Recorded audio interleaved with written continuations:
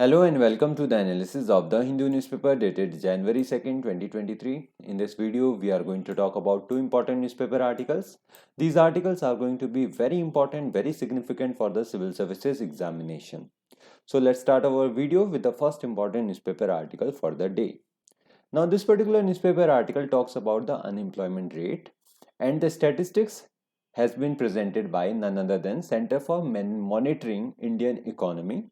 Now, this kind of article becomes important for the GS paper 3, that is Indian economy and issues relating to planning, mobilization of resources, growth, development and employment, right? So we are going to talk about the unemployment rate, but let's first understand the context of this particular newspaper article. Now it says that India's unemployment rate rose to 8.3% in December, which is the highest in 16 months from 8% in previous month, says the data from the Center for Monitoring Indian Economy. So what is this Center for Monitoring Indian Economy? So basically it is a private agency, or it is a private limited company which is a leading business information company, and it was established in 1976, and it is primarily an independent think tank, right? It's not a government agency, it is a private agency. Now the data which has been presented by it is in such a way, right? For December 2022, the unemployment rate for India basically is 8.30%. For urban areas, it is 10.09%, and for the rural areas, it is 7.44%. This is the data for December 2022. And in November, we have seen 8% unemployment rate overall, and this is the highest. 8.3% in December 2022 is the highest we have seen this year, says this particular data.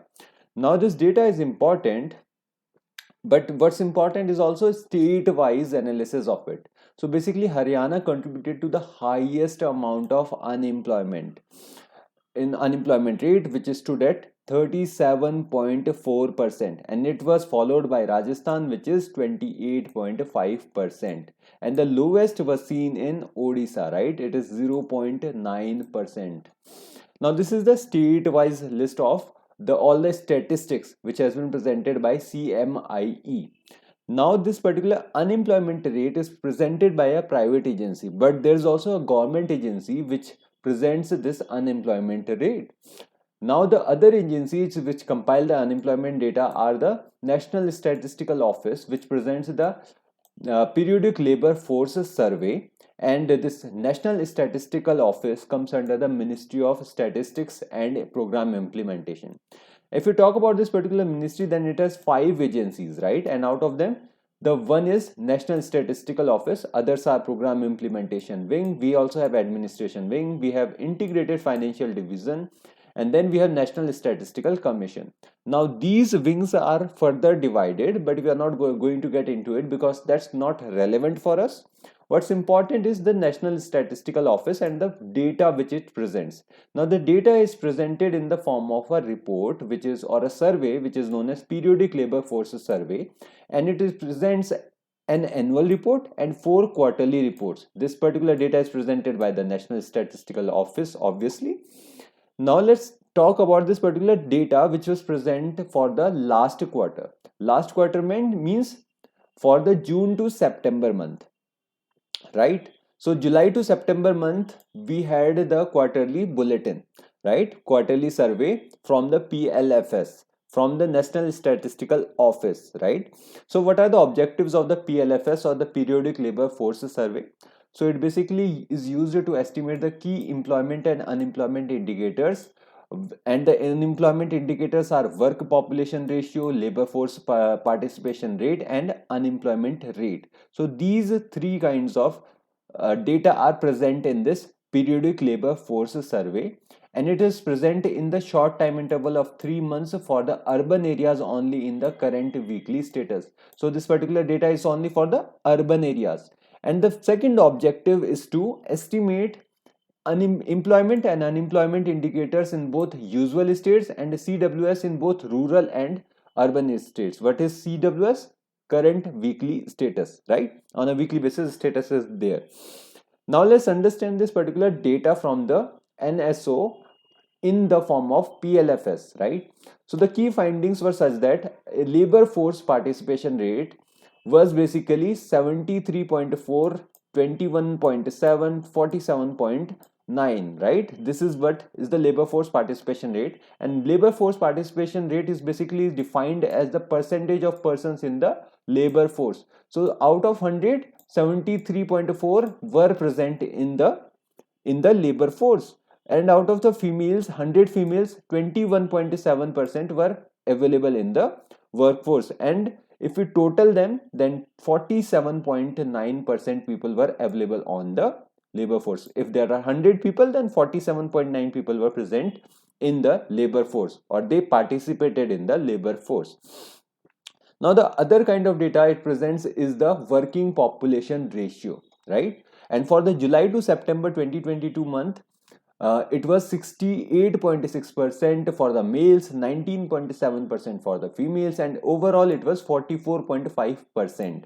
44.5% all in all for all over the India. Now what is worker population ratio?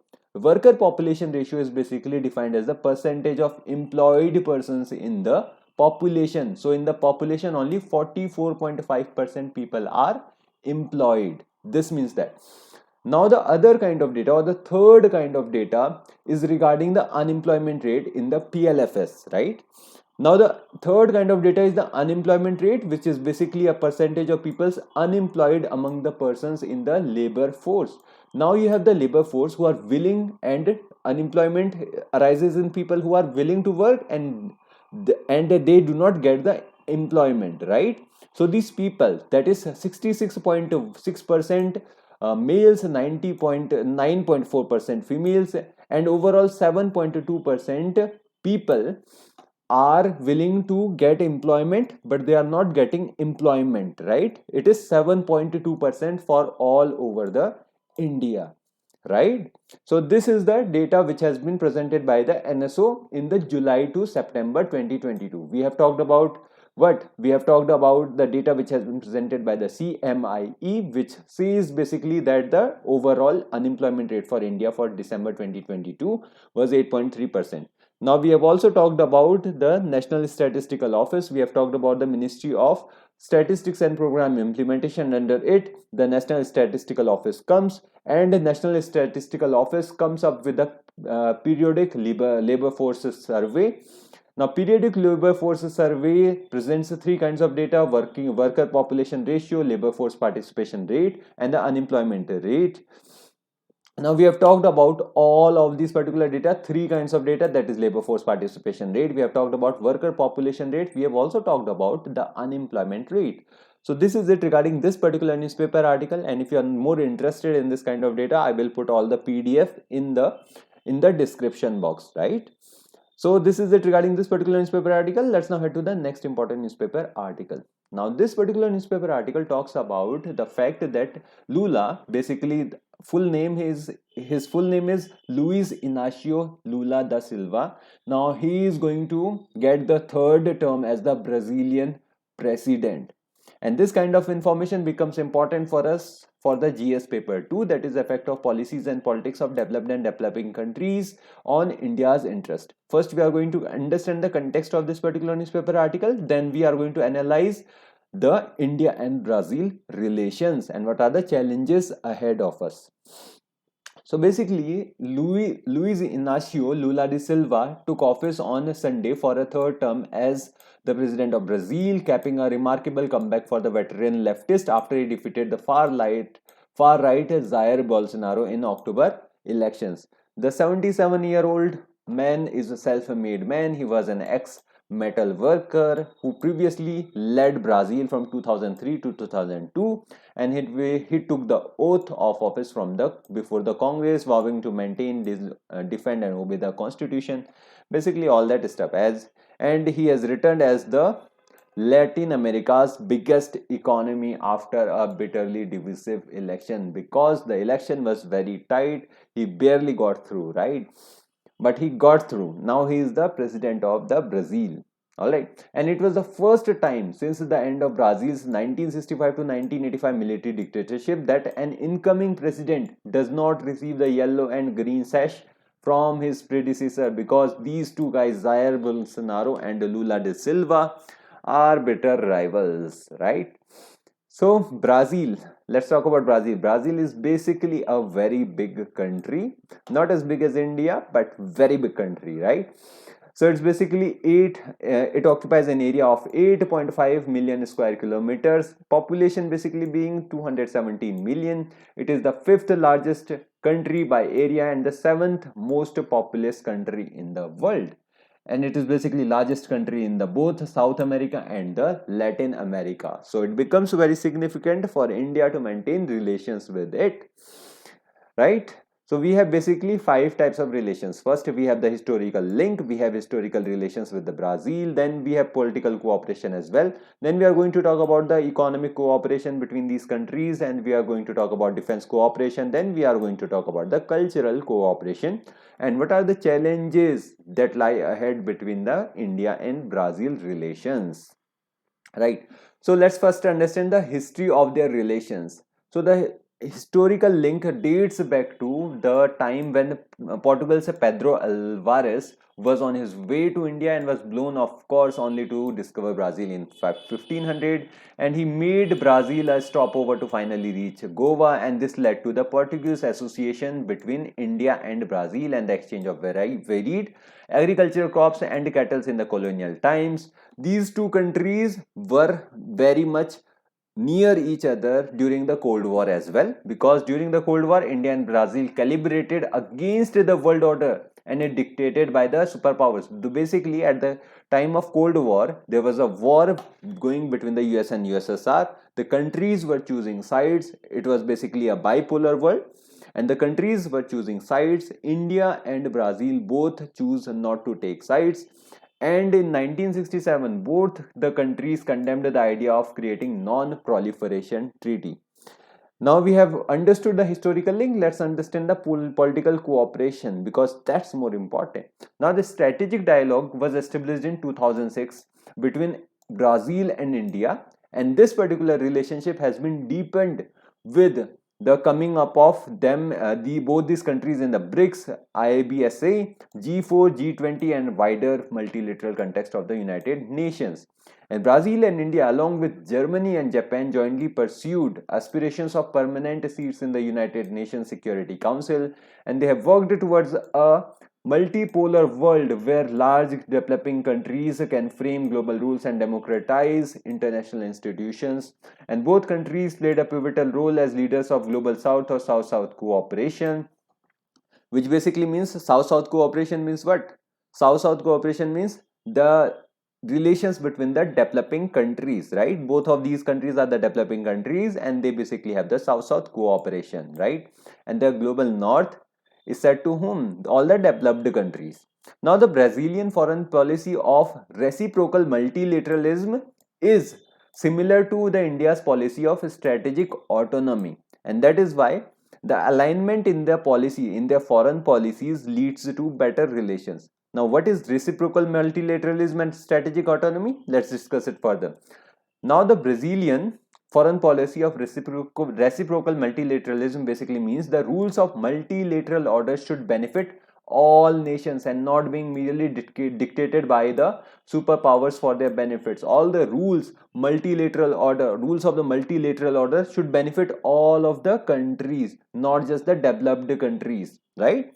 Now the strategic autonomy, which has been chosen by India as its foreign policy, it basically denotes the ability of a state to pursue its national interest and adopt its preferred foreign policy. We will act according to our own will. We will work in the national interest. This is basically the meaning of strategic autonomy. And if you see the essence of both these kinds of foreign policies, then they combine with each other. They are catalyzer for each other, and that is why India and Brazil are having very good relations or political relations, and this has led to economic cooperation. Political cooperation has led to the economic cooperation between these countries, and Brazil has become one of the most important trading partners of India in the entire Latin America and Caribbean region. But however, bilateral trade between the two countries stands at the small $8.2 billion, and if we take the data from the 2018, then the total Indian investment in Brazil was estimated at $6 billion, and the total Brazilian investment in India was estimated at $1 billion, right? Now this investment is low, but this is the biggest investment that India has in the Latin America and Caribbean region, right? So this becomes very important, and this investment can be increased with the coming of the Inacio Lula da Silva, right? So now we have talked about the economic cooperation. Now political cooperation leads to economic cooperation. Historical relations lead to political cooperation. Political cooperation leads to economic cooperation. Now economic cooperation will lead to defense cooperation as well, right? So Brazil and India signed a bilateral defense cooperation agreement in 2003, and that calls for cooperation in the defense related matters, especially in the field of research and development, acquisition and logistical support between the two countries. And under the framework of the agreement, a joint defense committee has been set up that meets at regular intervals. Now defense cooperation, apart from defense cooperation, we also have the cultural cooperation as well. So in Brazil, there is an enormous interest in India's culture, religion, performing arts and philosophy. And Brazil has basically a very strong community of the people who practice yoga and Ayurveda. And apart from it, Mahatma Gandhi is very famous, and Mahatma Gandhi is basically is highly regarded in Brazil, and the governments and the NGOs are trying to inculcate the philosophy of non-violence among the students, youth and police, right? So these are the 5 kinds of cooperation that India and Brazil are having. Now let's talk about the challenges, because there are many challenges. Brazil basically already counts China as its number 1 trade partner, and India is facing difficulty because it doesn't have that kind of money as China has. China has ridiculous amounts of money, and they are investing in all of the world, and Brazil is no exception to it. And though these countries are part of the BRICS, but BRICS does not share any kind of common vision between these countries. And India and Brazil have developed a divergence on the climate change cooperation, because India commits to the combating the global warming, and Brazil basically rejects all of the scientific studies on the climate change, right? So this is it regarding this particular newspaper article.